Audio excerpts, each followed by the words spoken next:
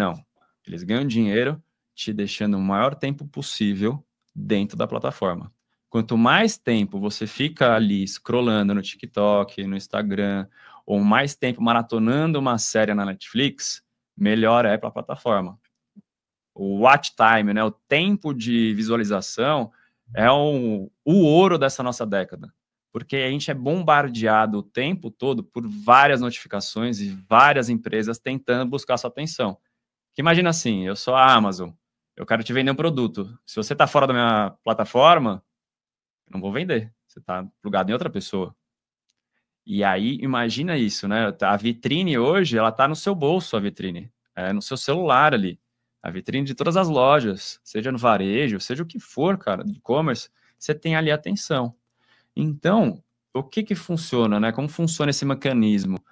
Quantos push notifications, né? Quantas notificações você recebe por dia de iFood, Rappi, Mercado Livre, todo aplicativo, cara. E isso é uma batalha que eu tenho até com alguns amigos de marketing.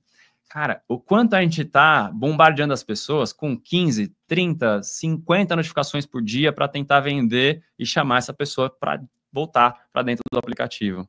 Esse é o game que a gente está agora. E aí eu tava ouvindo até eu sou viciado em podcast real, cara, eu escuto podcast todo santo dia. E hoje de manhã eu tava ouvindo um do Scott Galloway, que ele tava falando, cara, a gente não tá só na economia da atenção, não é só esse o momento, a gente tá na economia do vício. Por quê? Essas notificações, essa dopamina que a gente tem aqui, essa atenção que a gente está dando, a nossa troca é a dopamina, né? Tem até livro, né, que chama Geração Dopamina, que é muito isso, cara, é essa troca, esse vício. A gente é viciado em bets, a gente é viciado em assistir pornografia, assistir... Cara, tudo isso que deixa a gente vidrado e plugado é atenção. E quando você é empresário, empreendedor e aprende a usar isso a seu favor para o bem, cara, esse é o caminho do que está acontecendo hoje. E é o que a gente faz muito aqui. Então, como que a gente balanceia de tipo, cara, eu não posso virar um spam no e-mail dessa pessoa. Eu tenho que ser de um jeito ali que eu não posso interromper a programação desse cara, independente do canal. Acho que esse é um grande desafio, né, Doug, de qualquer produtor de conteúdo da empresa, porque assim, até eu como produtor de conteúdo também, me irrita muito assim, eu receber 50 notificações do mesmo assunto, sabe? Ou quando você abre o seu e-mail de manhã para começar o expediente e vê assim, 90% é lixo. É assim, que você não queria ver aquilo. Mas, pelo outro lado, como produtor também de conteúdo, eu penso que, nossa, se eu não fizer, ninguém vai me ver, sabe? Como gerar esse equilíbrio, como conquistar esse equilíbrio ali entre perturbar as pessoas um pouquinho, mas no limite certo. É assim, você tem que entender cada canal, né? Eu tenho um grande amigo, Zaka, do Tech Drop, ele veio gravar comigo uma vez, falou, a newsletter, por exemplo, você pensar que o e-mail, a caixa de e-mail é a coisa mais íntima que a pessoa tem no mundo digital. É o único terreno que realmente é da pessoa, o e-mail. Por que eu falo que é o terreno da pessoa? O Instagram, por exemplo, ali é o terreno da Meta, não é seu. Você tem 1 milhão de seguidores ali, se de repente é banido, não é mais seu. Mas o e-mail continua sendo o seu endereço. Continua sendo o seu, é o seu território. Então, quando você vai, eu falo muito isso nas estratégias que a gente tem que envolve e-mail, por exemplo. Cara, é o momento mais íntimo da pessoa. Então, se você mandar 5 e-mails no dia, ela não vai abrir nenhum dos 5. Se você mandar 1 por mês, mas que chame atenção suficiente e entregue um valor muito grande para ela, ela vai lembrar para sempre da sua marca. Esse é o foco que a gente precisa ter hoje. Como produtor de conteúdo, é pensar o que para mim faria muita diferença de receber no meu e-mail aqui. Ou até treinar algoritmo, né? Uma coisa que eu falo muito. Sabe que aqui no podcast eu já conversei com mais de 350 pessoas diferentes, né? E você também já conversou com centenas de pessoas diferentes. Mas tem uma coincidência que, independente da área de atuação da pessoa, tem 2 palavras que você usou até agora, assim, que eu percebo que se repete nos melhores em cada área, que é a empatia e a autenticidade, sabe? E assim, por exemplo, eu venho da área comercial. O que você citou da parte da empatia de... Eu sou criador de conteúdo, não gosto de receber 50 notificações, e eu falava a mesma coisa para a área comercial, sabe? Treinando vendedores. Você tem que atender o cliente como gostaria de ser atendido, porque ninguém gosta de, digamos, ter um vendedor chato perturbando. E a partir disso, a autenticidade, né? Não fingir alguma coisa que você não é só para agradar aquele, digamos, a audiência ou o cliente. Mas eu vou te deixar uma pequena provocação dessas duas palavras agora. Você é criador de conteúdo e todo dia tem que estar se reinventando, falando com podcaster, né? Todo dia com pessoas novas, com pessoas diferentes.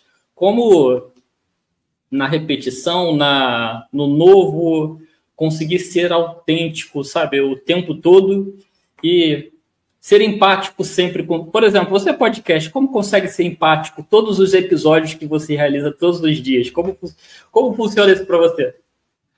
Cara, eu gosto de puxar muito, eu sou ex-atleta também, tá? Então, o esporte te ajuda muito a ter um negócio chamado disciplina. Então, para você ser consistente, a disciplina vai te ajudar demais. E o esporte me trouxe muito isso. E a empatia é tipo, cara, imagina que o cara entrou no meu estúdio aqui pela primeira vez, não me conhece.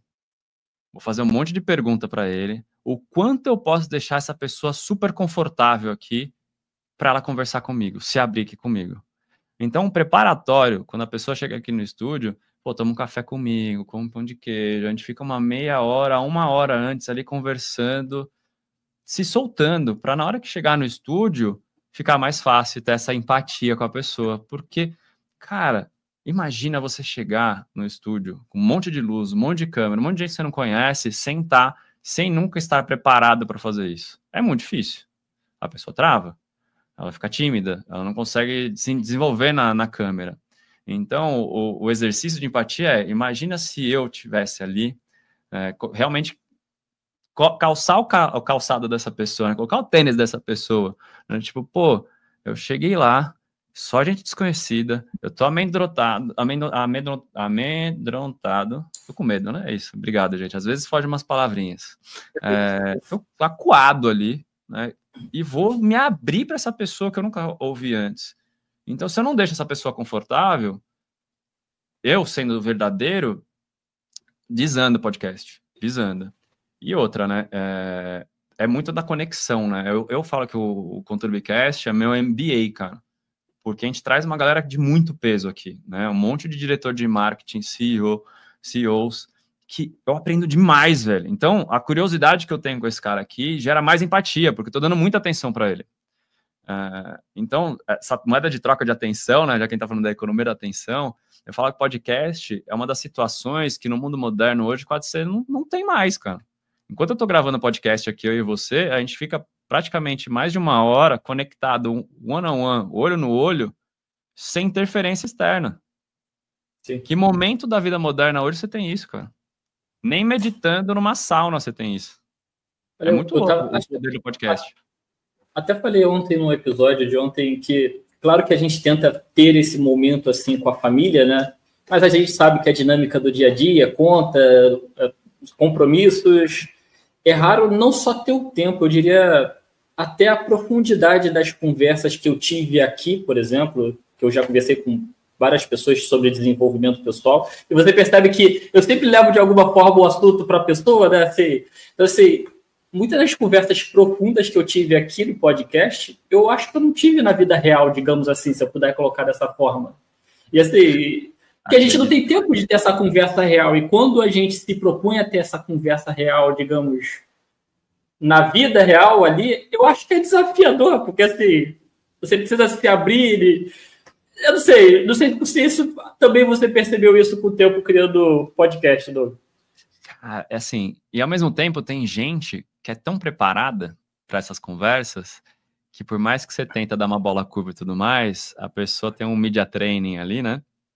Que ela não consegue desenvolver também. Ela fica travada. Tem aquelas travas que ela não pode falar de tal assunto e tudo mais. Que também tem na vida real. Né? Então, eu acho que assim, estudar o comportamento humano, e isso é uma das coisas que essas plataformas fazem muito bem feitas, para pegar nossa atenção e reter nossa atenção, elas entendem muito do comportamento humano. O quanto vai te deixar viciado. E a gente, como ser humano, a gente tem que pensar, putz, eu não vou ser viciado, o que eu posso aprender com cada situação que eu tenho? Então, uma das coisas que eu faço muito de autenticidade, assim, que é meu drive desde criança, é o aprendizado. Eu nunca tinha ouvido falar do lifelong learning quando eu tinha até meus 30 e poucos anos, até 31 anos, eu não sabia o que era o lifelong learning, que é esse aprendizado contínuo e tudo mais. Eu nunca fui muito da educação formal, que se a pessoa quiser conhecimento, ela busca onde ela quiser. Por isso que eu sou tão viciado em podcast, eu aprendo muito com podcast. Né? É importante a educação formal? Mas nos dias de hoje, que você tem tanta informação e é tão rápido o que está acontecendo, a educação formal ela não consegue acompanhar o que está acontecendo. Então, para você realmente estar a par de tudo, você tem que ir para outros meios. Né? Então, para manter minha autenticidade, cara, o meu drive é sempre isso, cara. Quanto eu vou aprender, o máximo que eu vou aprender todo dia.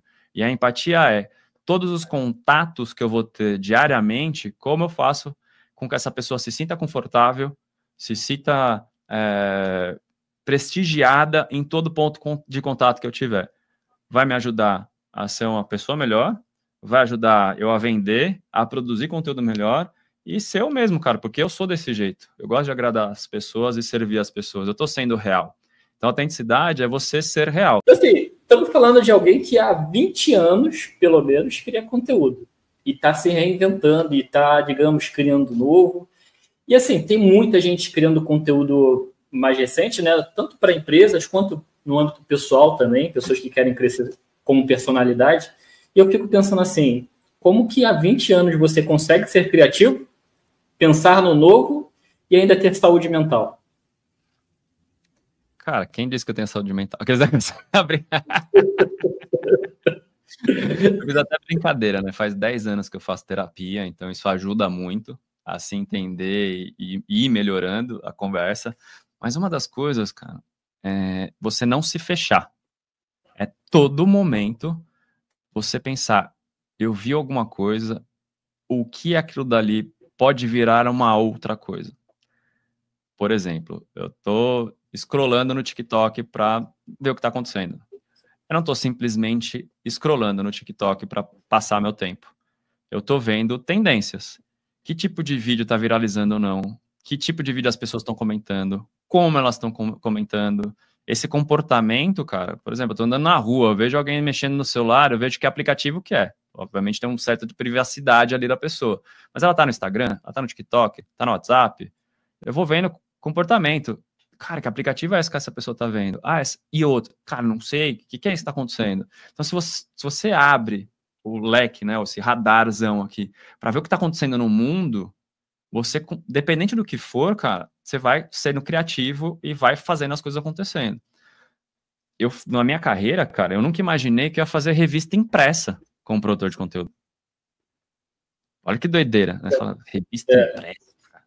A gente fazia aqui a revista impressa do Fleury, do laboratório, e do Hospital Alemão Oswaldo Cruz. A gente fez isso por alguns anos, né? A gente fez até 2022, a gente fazia a revista impressa. Você vê diferentes formatos que a gente consegue trabalhar de conteúdo. Né? Como que você entrega isso? É sempre pensando como que aquela pessoa daquele lado vai receber aquela informação, aquele conteúdo, como você vai fazer aquela pessoa se sentir com aquele conteúdo. Esse é o principal. E a partir disso, você vai criando coisas diferentes, seja um reality, seja um documentário, seja um programa de YouTube, seja um podcast. A partir desse conhecimento, né, virar uma grande esponjinha, cara, você absorve tudo. Na hora da pressão, espremeu, sai uma coisa boa. Se você não consegue absorver o que está acontecendo no mundo, aí você vai ter dificuldades para poder criar alguma coisa.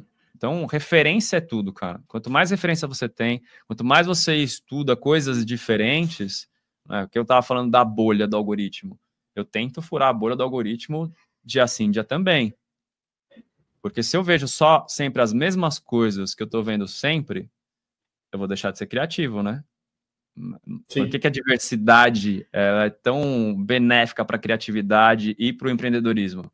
Que pessoas diversas pensam diferente. E o jeito de você aprender não é com o conforto da pessoa que pensa igual a você. Perfeito. Né? Então, foi sempre me botar em ambientes que as pessoas pensavam diferente de mim. Eu falo, cara, tá, beleza. E não julgar essa pessoa. Né? Esse é o X da questão. A pessoa pensa diferente, você fica julgando ela. Você não tá aprendendo nada. Tipo, tem disso, eu posso não concordar, né? Mas interessante. Tem gente que... Teve um cara que veio aqui no podcast e falou umas coisas que eu falei, cara, não, mas aí também foi um extremo, né? De tipo, não vou nem replicar aqui, porque eu tive que cortar no podcast pra ter ideia. É um jeito muito diferente de pensar. Eu nunca tinha pensado desse jeito, mas eu acho que já tá beirando a loucura. E saber separar uma coisa da outra também, né? O cara tem a opinião dele, ok, pra mim pode parecer loucura, pro cara é a verdade dele. Você tem que saber o que é Sim. de verdade para você e não deixar de você ser verdadeiro também. Acho que esses são os desafios modernos hoje do que a gente vai enfrentando assim quando você vai crescendo. E às vezes a gente precisa até escutar a loucura também para fazer o que não, para entender o que não pode e não deve fazer.